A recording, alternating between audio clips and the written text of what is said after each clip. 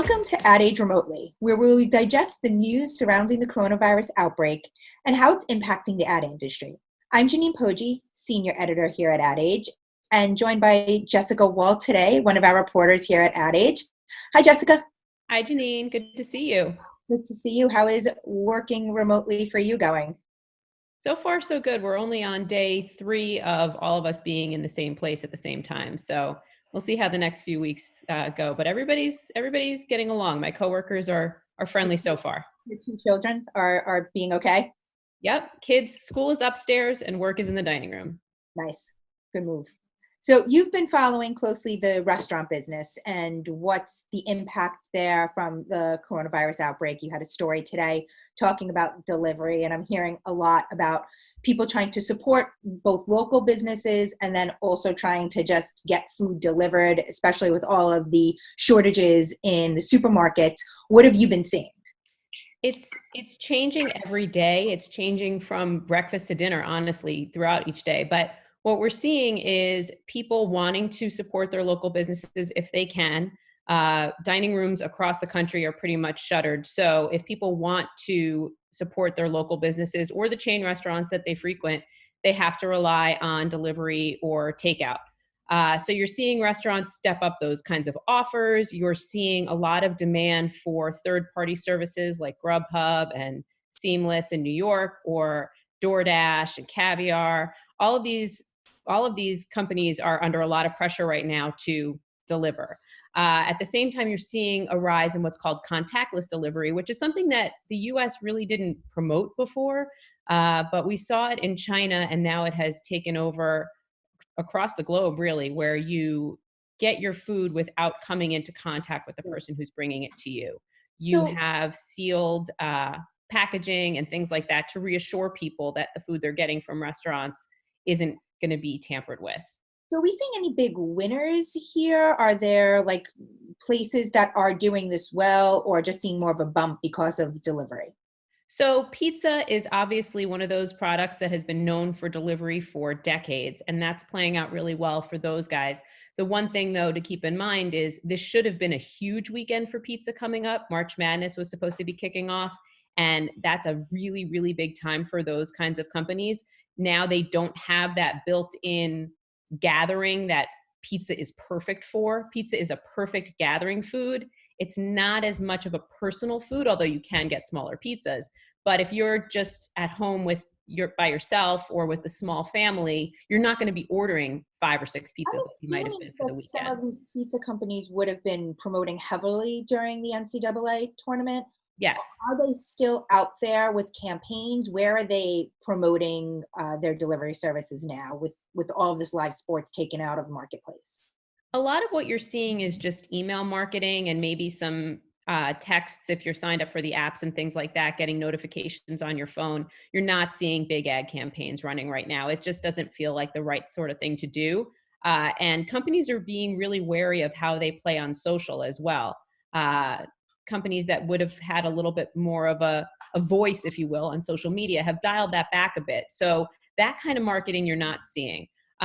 You are seeing companies do some interesting things, not pizza, but burrito related. Chipotle is having these daily gatherings with celebrities doing live shows and things like that, trying to make your computer a gathering place, so to speak. So you're seeing some brands try to use the at-home world we're living in a unique way. So what are you paying attention to next? What's the next thing coming up for the restaurant landscape? So really, it's sad out there. I mean, layoffs are going to be happening. Some have been already. Danny Meyer's Union Square Hospitality Group, which runs some really well-known restaurants in New York, has laid off, according to Eater, I believe 2,000 people were let go yesterday. So you're going to see restaurants that really rely on sit-down service struggling immediately.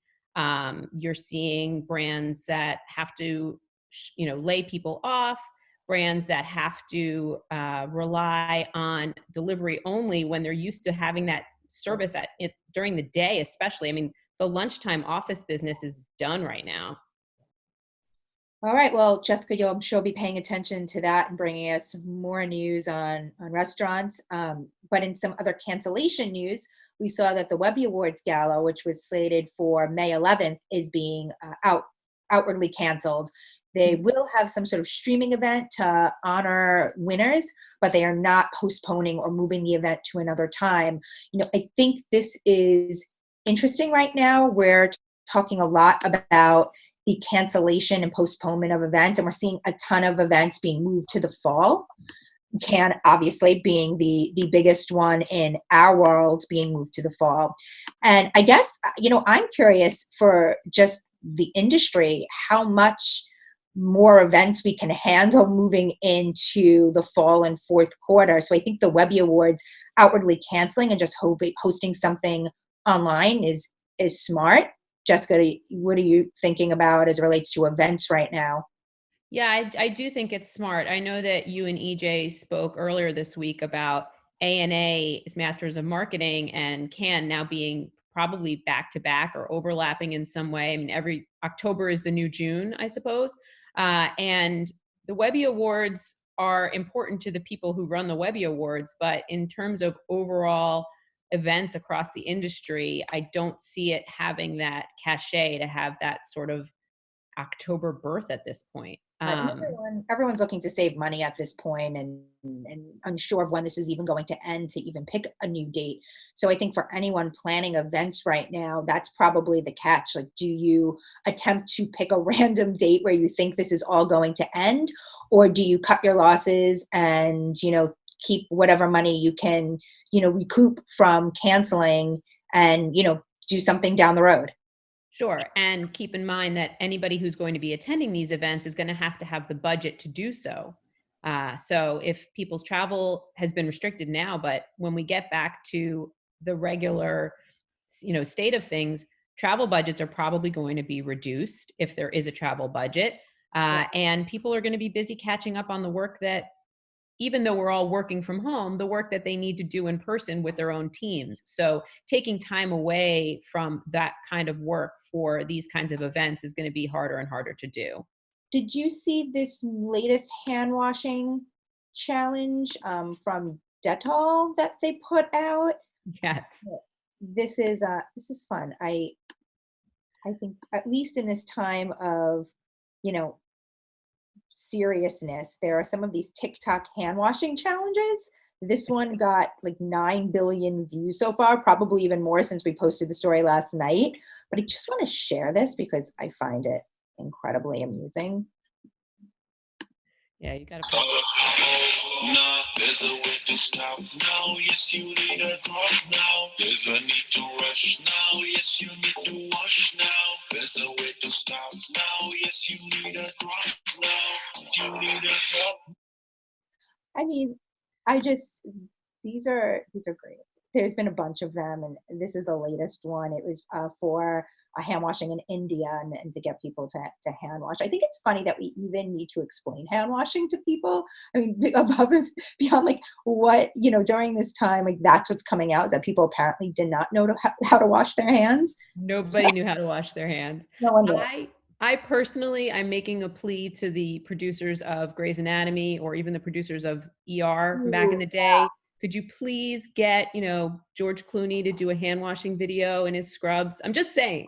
So Just I think this always existed, but they're playing it a whole lot more. I'm obviously like squarely in the Disney Junior like phase, and they have a Doc McStuffins clip of teaching kids how to wash their hands, which makes sense because kids need to learn how to wash their hands. But they've been playing that thing constantly this past week. So I guess grown-ups, this is the grown-up version of the Doc McStuffins wash your hands song. Yeah, yesterday we had a little bit of a corporate crisis here at my house because people are pulling the towel off the handrail so much in the bathroom downstairs that the towel bar broke. But luckily my coworker here was able to fix it. It's always nice to have those coworkers home with you.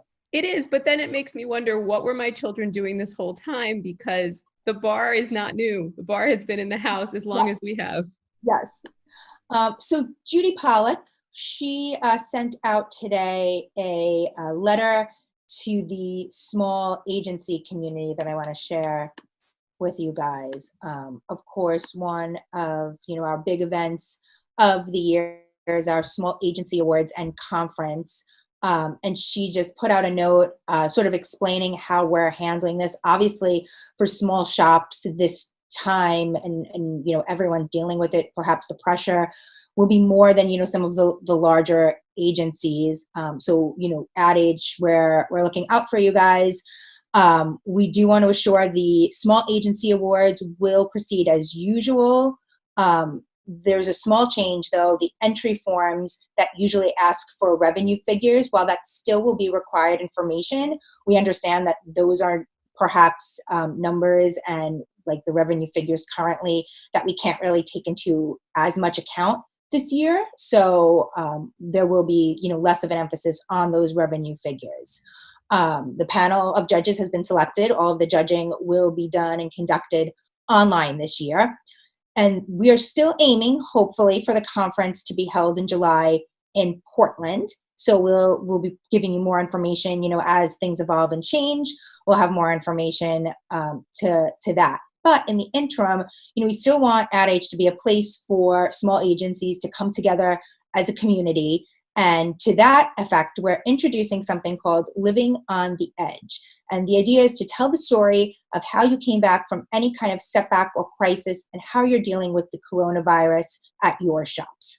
So please check out this story. There's more information there for small agencies and, making sure that we're speaking to them and they are a part of this community, figuring it out all together of how we deal with this.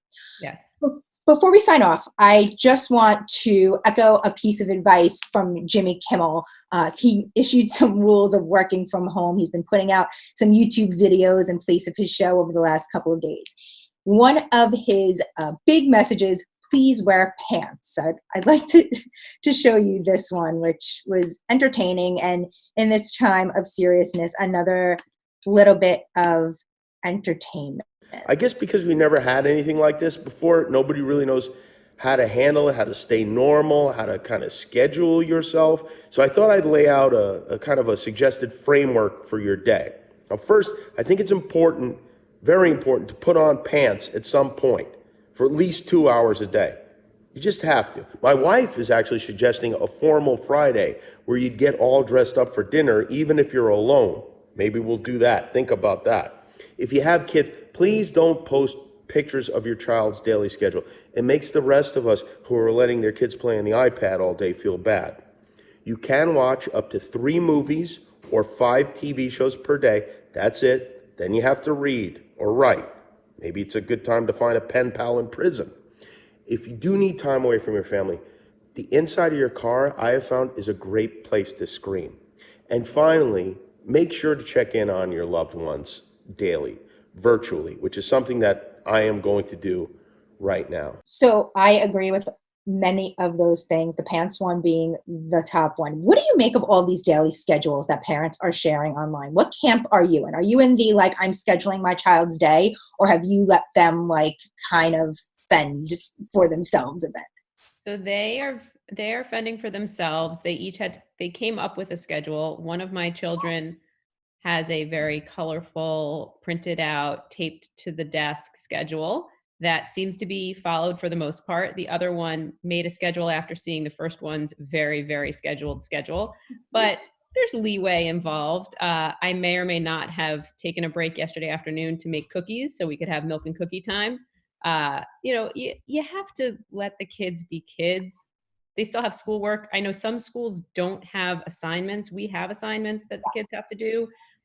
They have different kinds of check-ins. My daughter's band teacher did a video lesson, which was awesome. So if I was talking to anybody yesterday and you heard some French horn in the background, that was why.